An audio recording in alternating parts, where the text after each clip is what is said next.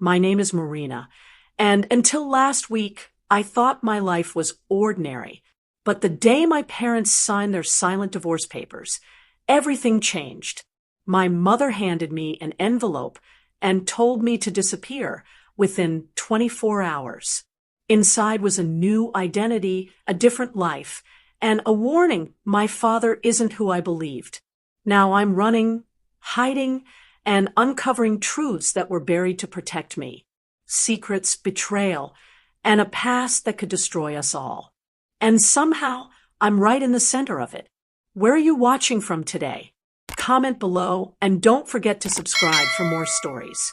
Yesterday morning, I watched my parents sign divorce papers after 27 years of marriage. And today, my mother placed an envelope in my hands that is about to unravel everything I thought I knew about my life. But to understand why that moment felt like the ground dropping out from beneath me, I need to go back to yesterday, back to the moment my family quietly split apart like a glass cracking from the inside. There were no fights, no late-night shouting, no accusations that echoed through the house. No signs, no warnings, just a calm, flat, "We need to talk." And suddenly we were sitting in a small attorney's office. My parents sat across from each other like polite acquaintances finalizing a business agreement. Their faces were unreadable.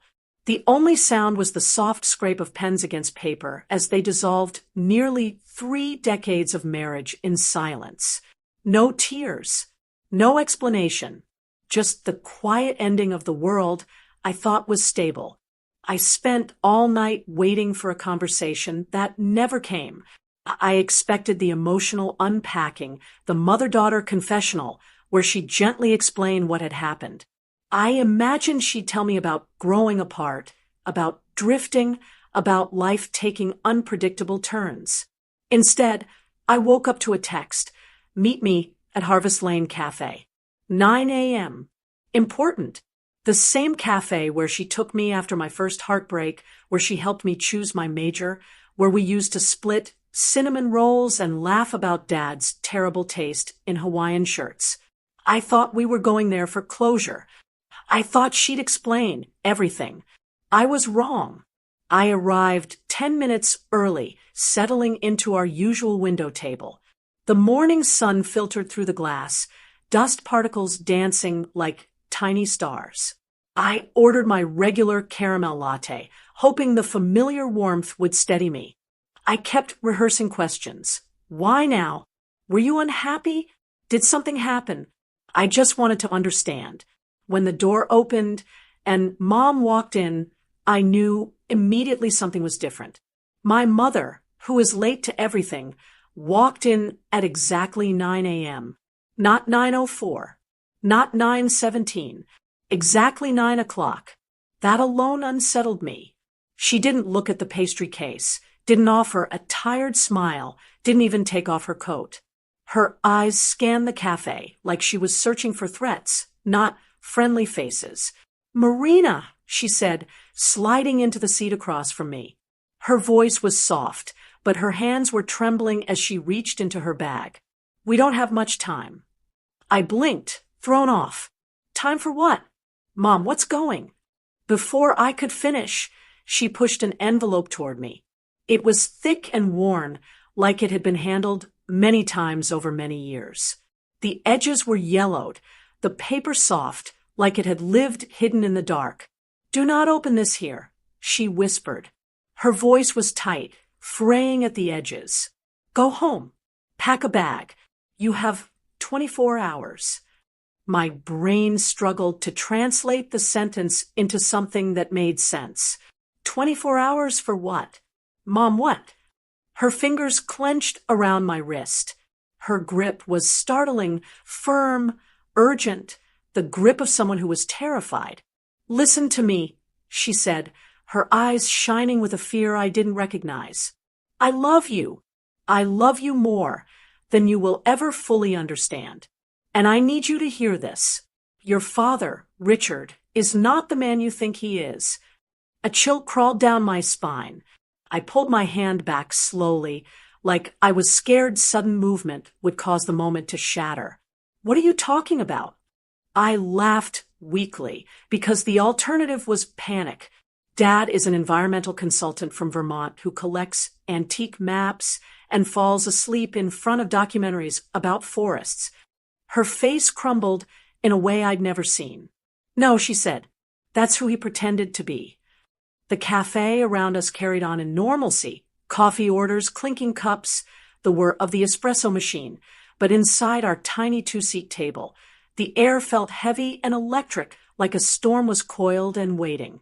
She looked at me with tear-bright eyes. "Pack only essentials. Pay in cash. And Marina, do not trust anyone. Not family. Not friends. No one." The envelope pressed into my hands felt heavier than paper should ever feel. Heavy like it contained the weight of truth, or the end of my old life. Then she stood. No coffee. No explanation. No hug. She squeezed my shoulder once, hard enough that I felt it long after she walked out the door. And then she was gone. Just gone. I sat there, still as stone, while life continued around me. I stared at the envelope as if it might start burning through the table. I should have followed her instructions exactly. I should have waited until I was safely home. But curiosity is a force stronger than caution and fear. I went home, straight to my room. The house was painfully familiar. The worn carpet on the stairs, the framed family beach photo in the hallway, the faint smell of Mom's lavender detergent. I sat on the edge of my bed and tore open the envelope. What spilled out didn't belong to my world. A passport first, deep blue. But when I opened it, my heart kicked against my ribs. My photograph. My face. Not my name. Name, Marina Reyes. Place of birth, Santa Rosa, California. Age, 25. Issue date, 2 years ago. 2 years. She had prepared this 2 years in advance. Then came a credit card in the same name. Several $1,000s in crisp bills. A silver key attached to a plastic tag printed with an address in Naples, Florida, and finally, at the bottom, a letter. In my mother's handwriting. Shaking, uncertain, and full of sorrow. "If you are reading this, it means staying is no longer safe. Your father's past has found us. Marina Hale must disappear. You are now Marina Reyes." I felt the world tilt, sway, and collapse inward. And that was only the beginning. I read that letter 3 times before the words fully settled like ice beneath my skin. Some sentences didn't feel real. "Your father's past has found us." The man who helped me build school science fair dioramas, who cried when I graduated, who made the same stupid joke about burnt toast every Sunday. What kind of past required his wife to create an entirely new identity for their daughter? The only sound in the room was my breathing, uneven and shaky, like I was learning how to breathe for the first time. I stood, legs unsteady, and looked around my childhood bedroom. The posters from high school, the books I'd loved, the small souvenirs from family trips. All of it suddenly felt counterfeit, like props arranged on a stage set to support the illusion of a normal life. I was packing my suitcase on autopilot, folding jeans, shirts, jackets, like my hands belonged to someone else. I didn't know what essentials were anymore. What do you take with you when you're leaving behind not just your things, but the person you were? I paused when I reached a framed picture of me and Dad at a lake when I was 11. His arm wrapped around me, both of us smiling like the world was good and uncomplicated. Now, I couldn't tell if I was looking at my father or a stranger who had spent decades pretending to be one. I placed the picture face down. That was when I noticed the sound. A low, rumbling engine, steady and unmoving. I pushed the curtain aside just enough to see. A dark gray sedan sat across the street, tinted windows like mirrors reflecting back the world, but giving nothing of themselves. The engine idled. No one got out. No one moved. It simply waited. My chest tightened.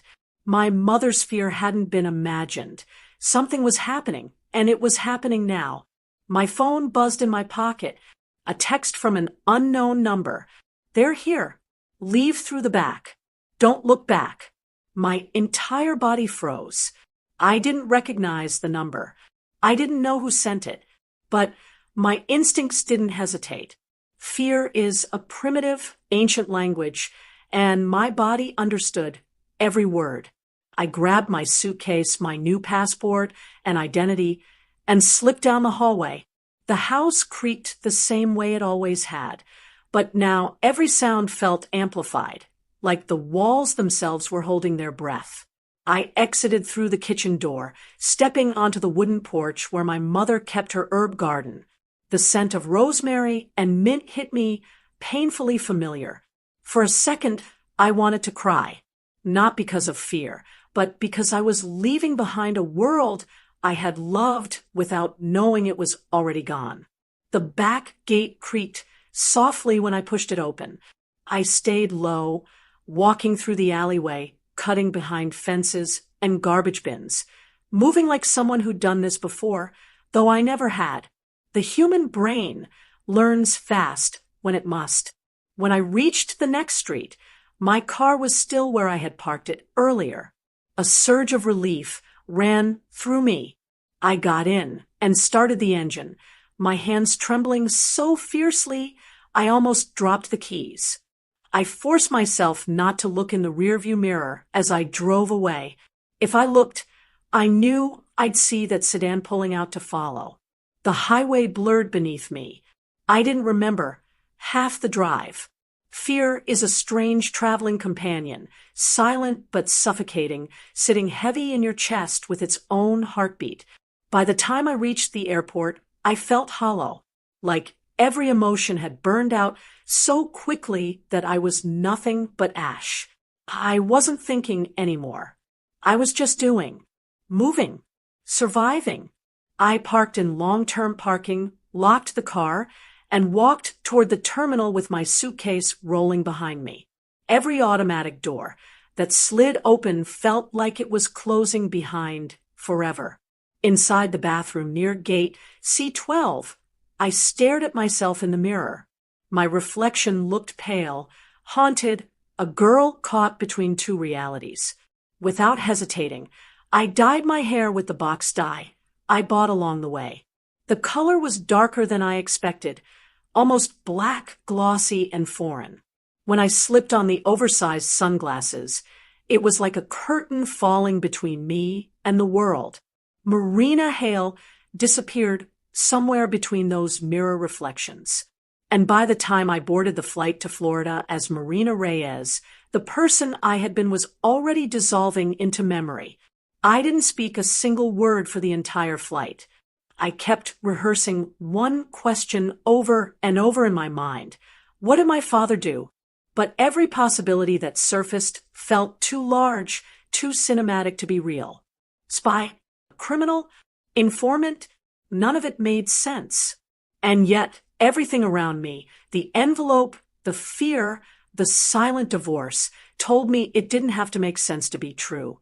When the plane landed and I picked up my rental car, my hands had stopped shaking. Shock had frozen everything inside me into stillness. The drive to Naples felt unreal. Palm trees swayed gently along the highway. The sky was bright and impossibly blue. The air smelled like salt and warm pavement. The world looked peaceful, beautiful even. And I had never felt more hunted.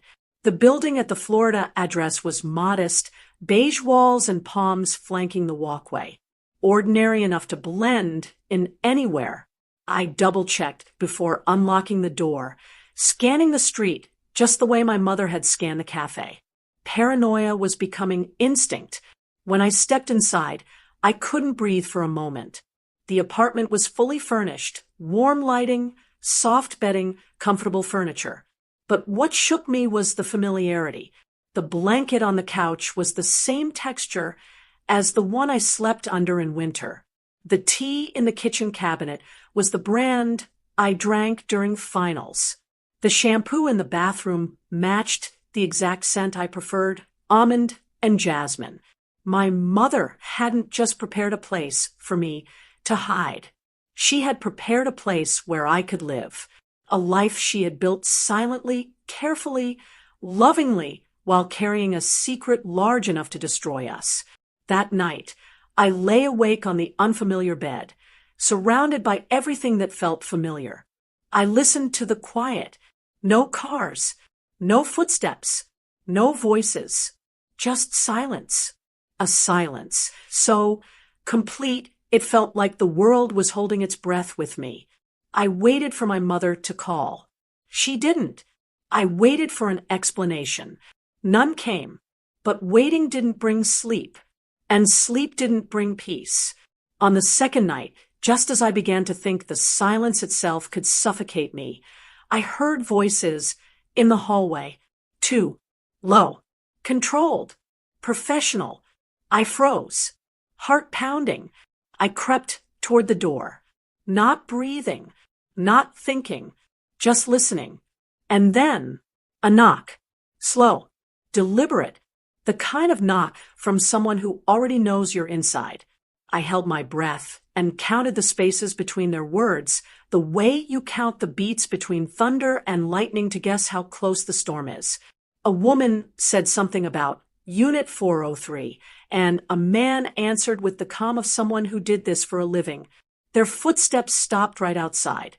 I pictured the peephole like an unblinking eye and stepped back from the door, pulse in my throat. I was Maya, 25 now, not the 26-year-old version of myself I'd worn like an old sweater. And I was supposed to answer to a different name in this city, a name my mother had stitched for me out of forged files and quiet dread, Ariana Rios.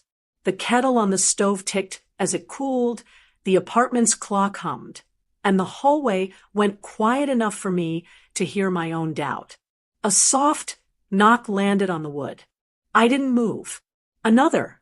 Then the knock changed, knuckles to something flatter, official like a badge or a clipboard. Maintenance, the man said in a voice too friendly for the hour. Routine check. I stared at the gap beneath the door.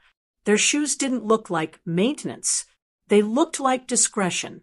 I grabbed the go bag I'd already half-packed with cash, the burner phone, the extra sweatshirt, the copy of the apartment key. My mother. Elena, though I had a lifetime of calling her mom, had paid attention to details. 2 exits. She'd planned like a magician counting trapdoors. I slid to the balcony, lifted the lock with the practiced reverence of someone unsealing a shrine, and listened. The complex's courtyard was alive with sprinklers hissing and a distant gull scissoring the morning. 4th floor to the fire escape wasn't far, but it felt like stepping off the edge of my old life all over again. The knock came a 3rd time, followed by the metallic chirp of a lockpick touching teeth it shouldn't. I set my jaw, swung the sliding door, just wide enough to slip through, and pulled it closed behind me. The latch clicked home, a sound too loud. I went over the balcony rail and onto the fire escape, palms burning as I took the first ladder down. The metal groaned, but the sprinklers and the city's pulse swallowed the noise. Above me, the apartment door opened. My lungs shrank to the size of worry beads. Clear the front, the woman said. She might rabbit. I didn't wait to hear more. 3 flights down, another balcony jutted like a tongue. I crossed it, tightrope careful, and kept moving until the metal skeleton met the alley. A delivery truck blocked the far exit, the driver smoking, face upturned to the pale rinse of morning. I tucked my chin, turned left, and walked like I belonged to a different story. The burner phone vibrated against my hip. Unknown number again. Leave the complex and turn right onto Bayview. Do not go to the garage. I obeyed because fear is a very convincing argument. At the corner, a woman in a coral visor adjusted her headphones and stepped off the curb. I shadowed her across the street and let her ordinary rhythm cloak me. I didn't look back until the visor lady peeled away toward the waterfront, and the air smelled like salt and sunscreen. Bayview ran toward a row of palm trees, and a low strip mall where a nail salon shared space with a tax place that looked seasonal and desperate. I ducked into a breakfast joint that still wore last night's mop water smell and sat in a back booth. The waitress poured coffee without asking. I wanted to ask her if she knew what it felt like to be rewritten against your will, but she had tables to turn and a life that made sense, so I said, "Thanks," and stared at the steam. The phone buzzed again. 30 seconds. A bus boy with tattooed knuckles slid into the opposite side of my booth, eyes flicking to the door, then to me. "Don't panic," he said, not unkindly. "You're safer in motion." His name tag read Elio in a blocky font, and for one foolish second I wondered if that was his real name. "Who sent you?" I asked, trying to keep my voice dry as toast. "A friend of your mother's," he said. He set a key fob on the table, the kind that belonged to a car that knew how to protect you. "Leave the coffee. Walk out the side door. There's a silver hatchback in the second row. Drive to the pier lot. Park by the bait shop. Wait." He slid out again before I could throw a single truth at him. He didn't look back. I counted to 20 because that felt like the right number, and then I left $2 beneath the sweating coffee cup because that felt like the right gratitude. The hatchback's dashboard blinked to life with the quiet competence of something designed by careful people. I drove with my shoulder blades pressed to the seat and my attention tuned to every mirror like they were instruments I had just learned to play. The pier lot sat by a bait shop built to survive storms, all cinderblock assurance and hand-painted signs that trusted in vowels. I parked, killed the engine, and watched a pelican skim water smooth as a secret. The phone buzzed once more. 5 minutes. Black SUV. Ocean Fish Company sign. If this was abduction, it was an extremely polite version. The SUV came on a lazy curve, idled 2 spaces over, and a woman got out in jeans and a slate t-shirt. She was older than me by a decade and wore practical sneakers the way a surgeon wears gloves. She didn't smile. "Maya," she said. Hearing my name from a stranger hit me with both warmth and alarm. It reminded me I existed. "You know that's not a safe word in public," I said, because sarcasm is the thin shield I've always carried. She tilted her head, approving the reflex. "Ariana, then. I'm Lila. I promised your mother a long time ago." "Promised what?" I asked, staying behind the safety of my door. "That if a certain threshold was crossed, I'd collect you before the wrong people did." She nodded at the bait shop. "Let's talk where people sell minnows and mind their business." Inside, the store smelled like salt and old wood and the stubborn tenacity of boats. Lila led me to an aisle of nets and picked up a bobber, rolling it between her fingers like a worry stone. "Your father is not an accountant," she said without prelude. "He's a forensic auditor who got very good at seeing money people didn't want seen. And then he stopped being that and became something else for someone else. He built ledgers for men you don't want to understand." The world tilted again, but I stood still. Organized is a nice word," she said. "These men don't have websites." "And my mother?" Lila's mouth softened with respect. "Your mother is the bravest person I know. She stayed close enough to watch the weather change and far enough to map exits.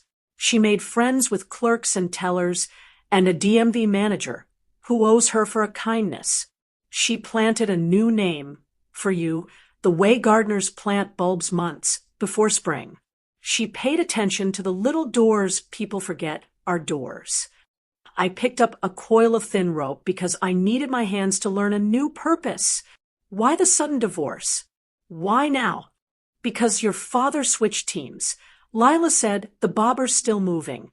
"He decided to inform on the men he helped, and men like that don't believe in clean goodbyes.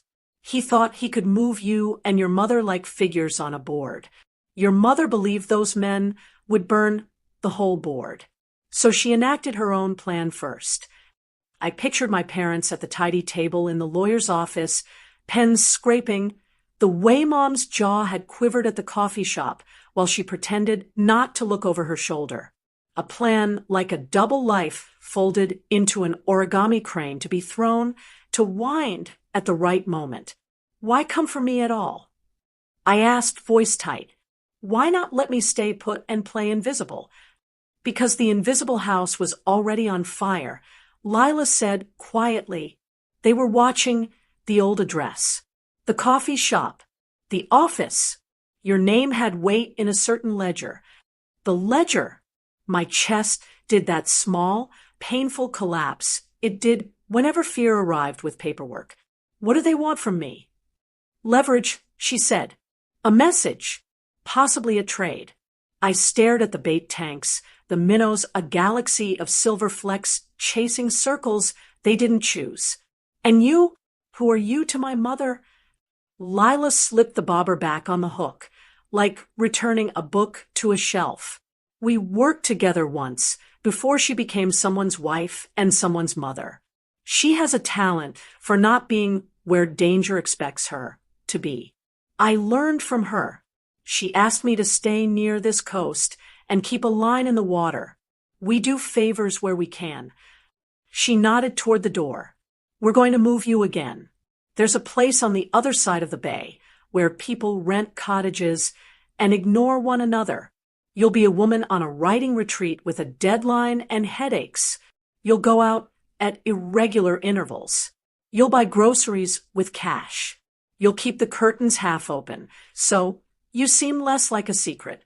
I'll be in the next cottage over with a fake dog that barks at whoever needs discouraging. And if they find us, then we'll change cottages, she said, as if changing weather.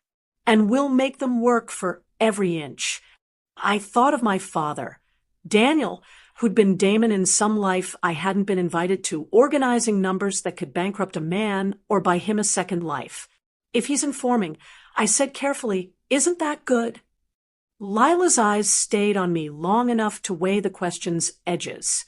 He's informing on the men he fears will kill him, she said,